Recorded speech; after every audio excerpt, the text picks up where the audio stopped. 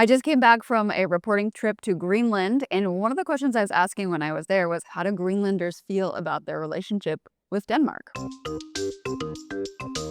This was in international headlines earlier this year. President Trump, for a long time, has been talking about his desire to acquire Greenland. And around the time of his inauguration, he made a lot of high-profile comments about this. One way or the other, we're going to get it.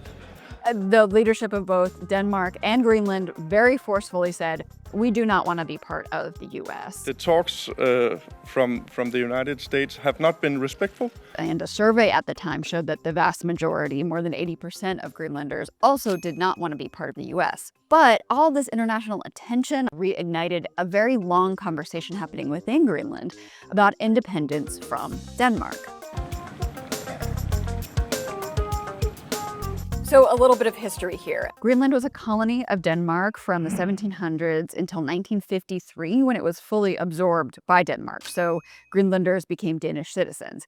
Now, roughly since then, Greenland has been winning back more of its own autonomy from Denmark. So in 1979, it got its own government and parliament. And in 2009, there's legislation that recognized Greenland's right to self-determination and spelled out a path toward independence.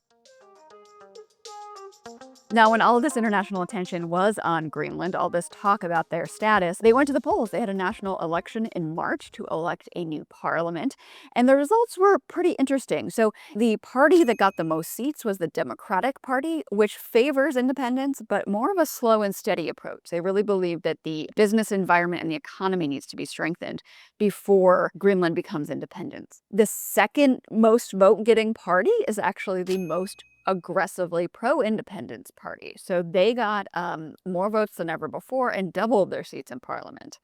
However, they did not end up in the governing coalition. So the government right now favors independence, but kind of this slow and steady approach. So in Greenland, there is clearly this European Danish influence, but there's also a very unique culture. A lot of people have connections to Denmark. A lot of people go to university there. A lot of people have, a parent or a grandparent who's Danish. At the same time, more than 80% of Greenlanders have indigenous heritage, Greenlandic Inuit heritage. And the way of life does feel distinct from Europe. Hunting and fishing are still a huge part of both cultural identity of Greenland and also some of their sustenance. The island is, of course, huge, but the population lives mostly around the edges because more than 80% of it is this big ice cap. So the villages are pretty isolated. So you can't really drive from community to community. You have to fly or take a boat. In the old harbor, so like the historic area of town, there is this statue on a hill of Hans Era, who was the original Christian missionary and is considered the initial colonizer of Greenland. We should put him in a museum and put a bust of or statue of a Greenlandic person up there. So while I was in Nuuk, I spoke with Kuno Fencker. He is a member of parliament from the most aggressively pro-independence party. We have to take the sovereignty of Greenland, take our right back to have our own land. He also supports closer relationships with the U.S., not becoming part of the U.S., but developing maybe military or economic ties with the U.S. Now it's time to let Greenland become a sovereign state, create the international agreements that we can with all kinds of countries, become members of international organizations, which we can't right now. And he is disappointed with what he sees as the government not taking fast enough action. Is Greenland any closer to independence than it was before your election in March? As the current situation shows, it's difficult to say, but if I should give my best guess, it would be no, because the current government doesn't want independence. But that is not how the government sees it. I'm pro-independence, of course, but we have to be ready, economical and sustainable way, and it's not just happen in 5 or 10 or 20 years and 30 years.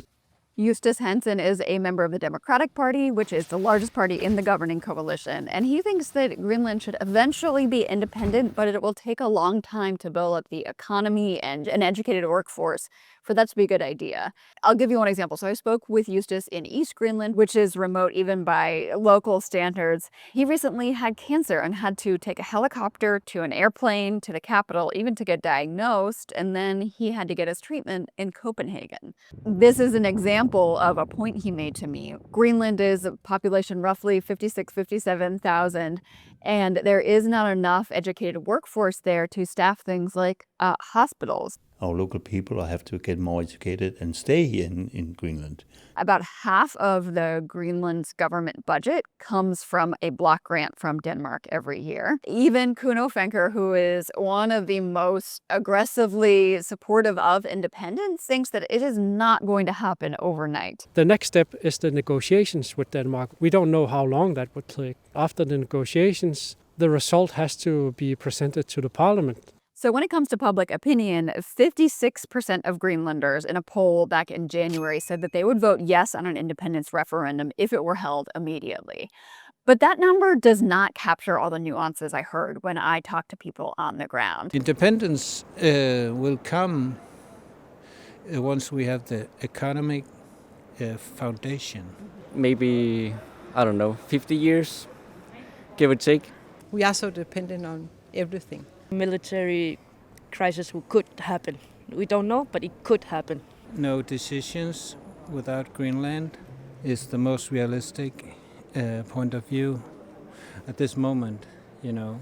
It's not fair because Denmark is technically stealing from us day to day, mostly through our fishing. Because when we catch the fish and they sell it, we get maybe 5% of the money back, where they get most of it. A lot of people said they were pro-independence, but it would take a long time to build up the economy and infrastructure and education in order to get there. And a significant minority of people I spoke to said they didn't support independence. They still thought Greenland was too dependent on Denmark, and they enjoyed the benefits of being Danish citizens, for example, going to university there. But there's also a desire to preserve a unique culture, language, and identity. And a lot of the colonial wrongs that Denmark perpetrated in Greenland have gotten a lot of attention lately, too. So, for example, there is a scandal of Danish authorities forcing long-term contraception on Greenlanders, women, and even children. And there's also, a legacy of forced child removal, Greenlandic children being put into Danish homes. So there is this awareness of the wrongs perpetrated by Denmark as they see it, and that is another push toward independence. Greenland has been colonized for many years from Denmark. Therefore, development in Greenland started about 1960s and 70s. It's not that long ago. I think Denmark has a huge responsibility. Our identity as a Greenlanders, our language, our culture will disappear very fast if we don't do anything very dramatic.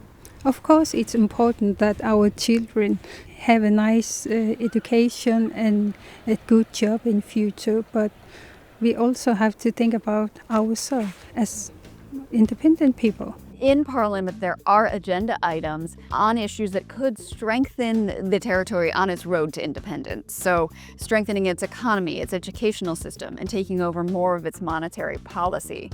But there is no agenda item specifically on independence. If you enjoyed this video, please don't forget to subscribe so you can check out more of the videos that will be coming from my reporting in Greenland.